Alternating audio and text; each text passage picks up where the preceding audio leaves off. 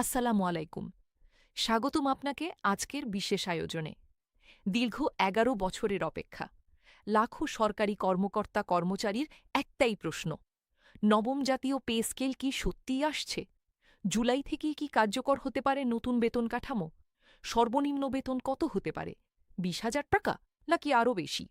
সর্বোচ্চ বেতন কি ১,৬০,০০০ টাকা পর্যন্ত যেতে পারে? আজকের ভিডিওতে আমরা আলোচনা করব নবম জাতীয় পে স্কেল নিয়ে আজকের সর্বশেষ অবস্থা, সরকারি পর্যায়ে কী আলোচনা চলছে, সম্ভাব্য বেতন কাঠামো, ভাতা বৃদ্ধি, পেনশন সুবিধা, কার বেতন কত বাড়তে পারে, আর সবচেয়ে গুরুত্বপূর্ণ, কবে নাগাদ আসতে পারে চূড়ান্ত সিদ্ধান্ত। তাই ভিডিওটি শেষ পর্যন্ত দেখুন, কারণ মাঝখানে থাকছে এমন কিছু তথ্য যা সরকারি চাকরিজীবীদের জন্য বড় পরিবর্তনের ইঙ্গিত দিতে পারে। প্রথমেই আসি মূল বিষয়। বাংলাদেশে সর্বশেষ জাতীয় পে স্কেল কার্যকর হয়েছিল ২০১৫ সালে, অর্থাৎ প্রায় ১ যুগ হতে চলল। এই দীর্ঘ সময়ে দেশের অর্থনীতি বদলেছে, মূল্যস্ফীতি বেড়েছে, জীবনযাত্রার ব্যয় বেড়েছে, বাজারে নিত্য প্রয়োজনীয় পণ্যের দাম কয়েক গুণ বৃদ্ধি পেয়েছে। চাল, ডাল, তেল, মাছ, মাংস, প্রতিটি পণ্যের মূল্য আগের তুলনায় অনেক বেশি। একই সঙ্গে বেড়েছে বাড়ি ভাড়া, শিক্ষা ব্যয়, চিকিৎসা খরচ, যাতায়াত ব্যয় এবং পারিবারিক অন্যান্য খরচ। কিন্তু সরকারি চাকরিজীবীদের মূল বেতন সেই অনুপাতে বৃদ্ধি পায়নি। ফলে দীর্ঘদিন ধরেই নতুন পে স্কেলের দাবি জোরালো হয়ে উঠেছে। বিশেষ করে নিম্ন ও মধ্যম গ্রেডের কর্মচারীরা বলে আসছেন, বর্তমান বেতন কাঠামো দিয়ে জীবনযাত্রার ব্যয় সামাল দেওয়া কঠিন হয়ে যাচ্ছে। এখন প্রশ্ন হচ্ছে, নবম পে স্কেল নিয়ে বর্তমানে কী আলোচনা চলছে? সাম্প্রতিক সময়ে বিভিন্ন সংবাদমাধ্যমে উঠে এসেছে, নতুন অর্থবছরের বাজেটে সরকারি কর্মচারীদের জন্য বড় ধরনের ব্যয় পরিকল্পনা নিয়ে আলোচনা হচ্ছে। কিছু প্রতিবেদনে বলা হয়েছে, নতুন পে স্কেল বাস্তবায়নের জন্য উল্লেখযোগ্য অর্থ বরাদ্দের বিষয়ও আলোচনায় রয়েছে। তবে এখানে একটি গুরুত্বপূর্ণ বিষয় পরিষ্কার করে বলা প্রয়োজন। এখন পর্যন্ত চূড়ান্ত সরকারি গেজেট প্রকাশ হয়নি। অর্থাৎ আলোচনা আছে, সম্ভাবনা আছে, কিন্তু সরকারি আনুষ্ঠানিক ঘোষণা ছাড়া কিছুই শতভাগ নিশ্চিত নয়। এই বিষয়টি অনেকেই ভুলভাবে উপস্থাপন করেন, তাই তথ্য যাচাই করে বুঝে নেওয়া জরুরি। এখন আসি সবচেয়ে আলোচিত প্রশ্নে, সর্বনিম্ন বেতন কত হতে পারে? বিভিন্ন আলোচনায় বারবার কয়েকটি সংখ্যা উঠে এসেছে। ধারণা করা হচ্ছে, বর্তমানের তুলনায় নিম্ন গ্রেডের কর্মচারীদের বেতনে উল্লেখযোগ্য পরিবর্তন আসতে পারে, কারণ সবচেয়ে বেশি চাপের মধ্যে রয়েছেন নিম্ন আয়ের সরকারি কর্মচারীরা। যদি নতুন কাঠামো আসে, তাহলে তাদের জন্য বাড়তি সুবিধা রাখা হতে পারে বলে অনেকেই মনে করছেন।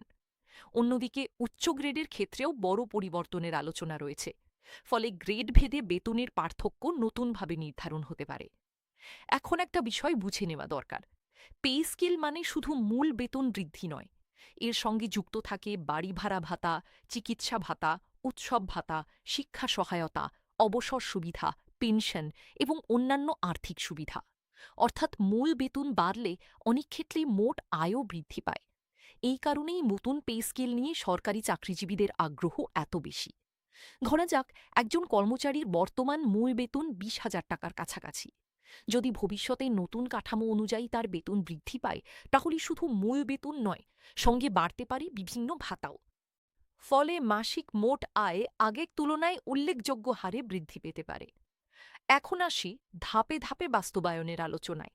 অনেকেই প্রশ্ন করছেন, যদি পে স্কেল আসে, তাহলে একবারই কেন কার্যকর করা হবে না? এর প্রধান কারণ হতে পারে রাষ্ট্রীয় ব্যয়। কারণ লাখো কর্মকর্তা কর্মচারীর বেতন একসঙ্গে বড় অঙ্কে বৃদ্ধি করলে সরকারের আর্থিক চাপ বাড়তে পারে। তাই সম্ভাব্যভাবে ধাপে ধাপে বাস্তবায়নের আলোচনা সামনে এসেছে।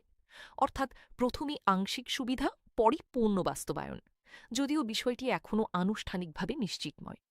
এখন প্রশ্ন, জুলাই মাসকে ঘিরে এত আলোচনা কেন? কারণ নতুন অর্থবছর সাধারণত জুলাই থেকে শুরু হয়। অনেক বড় অর্থনৈতিক সিদ্ধান্ত এই সময় কার্যকর হয়। তাই অনেকে মনে করছেন, যদি নতুন কোনো সিদ্ধান্ত আসে, তাহলে সেটি জুলাইয়ের পর কার্যকর হওয়ার সম্ভাবনা বেশি। তবে আবারও বলছি, এটি এখনও নিশ্চিত ঘোষণা নয়। এখন কথা বলি পেনশনভোগীদের বিষয়ে। অনেক অবসরপ্রাপ্ত সরকারি কর্মচারী দীর্ঘদিন ধরে পেনশন কাঠামো উন্নয়নের দাবি জানিয়ে আসছেন। তাদের যুক্তি, মূল্যস্ফীতি যেভাবে বেড়েছে, বর্তমান পেনশন দিয়ে সংসার চালানো কঠিন হয়ে পড়ছে। ফলে ভবিষ্যতে যদি নতুন বেতন কাঠামো আসে, তাহলে পেনশন ব্যবস্থাতেও পরিবর্তন আসতে পারে বলে অনেকে আশা করছেন।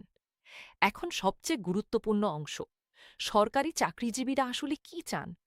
শুধু বেতন বৃদ্ধি নয়, তারা চান মূল্যস্ফীতির সঙ্গে সামঞ্জস্যপূর্ণ আয়, বাস্তবসম্মত ভাতা, সুবিধাজনক অবসর ব্যবস্থা এবং দীর্ঘমেয়াদী আর্থিক নিরাপত্তা। কারণ অনেকের মতে বেতন বাড়লেও যদি বাজার নিয়ন্ত্রণে না থাকে, তাহলে প্রকৃত সুবিধা পাওয়া কঠিন হবে। এখন একটা বাস্তব চিত্র কল্পনা করুন। একজন সরকারি কর্মচারী, পরিবার আছে, সন্তানের পড়াশোনা আছে, বাড়ি ভাড়া আছে, চিকিৎসা খরচ আছে, প্রতিদিনের বাজার আছে। বর্তমান অর্থনৈতিক পরিস্থিতিতে তাদের অনেকেই বলছেন নতুন বেতন কাঠামো সময়ের দাবি। এই কারণেই নবম জাতীয় পে স্কেল নিয়ে আলোচনা যতই বাড়ছে, সাধারণ মানুষের আগ্রহও তত বাড়ছে। এখন পর্যন্ত যা বোঝা যাচ্ছে, নতুন পে স্কেল নিয়ে আলোচনা পুরোপুরি থেমেনি। বিষয়টি বিভিন্ন পর্যায়ে আলোচিত হচ্ছে, সম্ভাব্য বাজেট ব্যয় নিয়ে কথা হচ্ছে, বাস্তবায়নের পথ নিয়ে আলোচনা হচ্ছে। তবে সরকারি গেজেট ছাড়া কোনো তথ্যকে শতভাগ নিশ্চিত বলা যাচ্ছে না। এটাই বর্তমান বাস্তবতা। সুতরাং শেষ কথা হল, নবম জাতীয় পে স্কেল নিয়ে আসার খবর আছে, আলোচনা আছে, সম্ভাবনা আছে, কিন্তু এখনও অপেক্ষা করতে হবে আনুষ্ঠানিক ঘোষণার জন্য। সরকারি সিদ্ধান্ত এলে তবেই জানা যাবে সর্বনিম্ন বেতন কত হবে, সর্বোচ্চ কত হবে, কারা সুবিধা পাবেন, কবে কার্যকর হবে এবং কিভাবে বাস্তবায়ন হবে। আপনার কি মনে হয়, নবম জাতীয় পে স্কেল কি এবছর বাস্তবায়ন হবে? সর্বনিম্ন বেতন কত হওয়া উচিত বলে আপনি মনে করেন? আপনার মতামত কমেন্টে লিখে জানান। ভিডিওটি ভালো লাগলে লাইক দিন, শেয়ার করুন, আর সরকারি চাকরি, পে স্কেল ও সর্বশেষ আপডেট পেতে আমাদের সঙ্গে থাকুন। আল্লাহ হাফিজ।